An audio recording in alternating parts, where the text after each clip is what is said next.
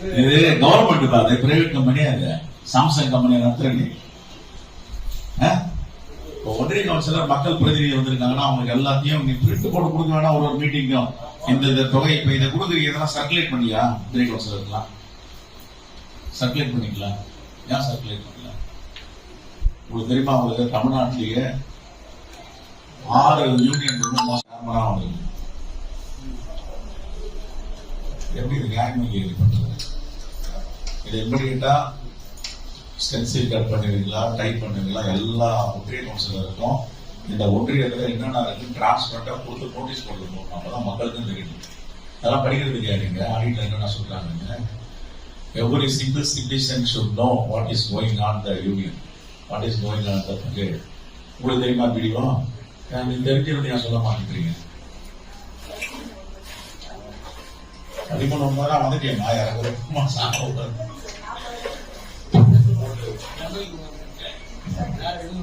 அமுக்கமா வச்சுக்கிறதுக்கு கவர்மெண்ட் இல்ல. பிரதிநிதி சேர்மன் இருக்காரு, வைஸ் சேர்மன் இருக்காங்க, ஒன்றிய குழு உறுப்பினர் இருக்காங்க. எல்லாருக்கும் ஸ்டென்சில் கட் பண்ணி ரோடியை போட்டு ஒரு காப்பி கொடுத்துட்டோம். இதான் இவ்வளவு பணம் இருக்கு, இவ்வளவு டியூ இருக்கு, உபரி தொகை, நீங்க எதனா சஜஷன் சொல்லுங்க. வீடியோ எல்லாம் கேட்கணும் சேர்மன் வச்சு. அமுக்கமா வச்சுக்கிற எல்லாத்தையும் கம்பெனி விஷயம் தான் சொல்ல மாட்டேங்கிறாங்க. இதே மாதிரி வச்சிருக்கேன். எல்லாருக்கும் ஒரு காப்பி கொடுங்க. இப்போ கம்பெனி டெபாசிட்னா எவ்வளவு பேலன்ஸ் இருக்குன்னு சொல்லுங்க பாப்போம். 26 கோடியா?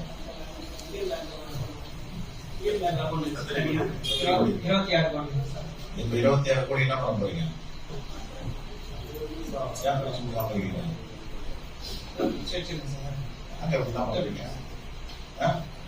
எங்க போனாலும் ரோடு இல்ல, தண்ணி பிரச்சனை எவ்வளவு இருந்தது? வல்லக்கோட்டையில ஒரு ஊர்ல போகும்போது நைட்டு 11 மணிக்கு போய் பாக்குற ஒரே வந்து தண்ணியில இருந்தாங்க. தண்ணி பஞ்சத்துக்கு இதெல்லாம் பயன்படுத்தி இருப்பாங்கல்ல ஊராட்சியில் கொடுத்தா. ஏன் அந்த பாவத்தெல்லாம் சம்பாதிச்சுக்கணும்?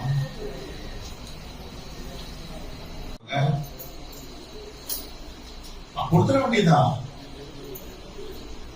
நம்ம வச்சுக்க கூடாது. இல்ல இல்ல, அதாவது எப்படின்னா அரசு உடைய வழிகாட்டுதல் என்னன்னா, ஒரு கம்பெனி திறக்கிறாங்க, அந்த கம்பெனி டெபாசிட் வருதுன்னா அந்த ஊராட்சி கணக்கு வேண்டியதை 3 மாசத்துக்கு நம்ம அமைச்சிடணும். நாம வச்சுட்டு அதை பண்ண முடியாது. உங்களுக்கு தெரியுமா, செக்ரட்டரி லெவல்லையும் வந்து சஸ்பென்ஷன் எல்லாம் போட்டு ரெக்கமெண்ட் வந்தது. செக்ரட்டரி லெவலில் வந்து சரியா கவனிக்காம விட்டாங்க. கீழே இருக்கிறவங்க தவறு போனதை வந்து இவங்க சுட்டி காட்டல, கீழே இருக்கிறவங்க தவறு பண்ணதை இவங்க கண்டுக்காம விட்டாங்க. அதனால இவங்களும் பார்ட் ஆஃப் த அஃபென்ஸ் அப்படின்னு ஒரு நிறைய ரிப்போர்ட். இந்த ரிப்போர்ட் அப்படியே கோர்ட்டுக்கு கோர்ட்ல டைரக்ஷன் கொடுத்துட்டாங்க. ஒன்றும் பண்ண முடியாது. தமிழ்நாடு முழுதும் விசாரிச்சுட்டு இருக்காங்க. அதனால எனக்கு இதில் கொஞ்சம் உங்களமா தெரியும். நீங்க எப்படி கேட்டா இந்த மந்த் எண்டுக்குள்ளேயே இருக்கிற 26 கோடி எல்லா பஞ்சாயத்து எங்க ஒன்று வச்சு எல்லாரும் நான் சொல்றேன். நம்ம எதுக்கு அவங்க பணம் பேசிக்கலாம்? மக்கள் பணம் பாருங்க. இதுதான் அராஜகத்தின் கதாநாயகனா? என்னவா கதாநாயகத்துக்கு வச்சிருக்க கையில ஏன் பெரிய வரையும் போட்டு போயிட்டாரு?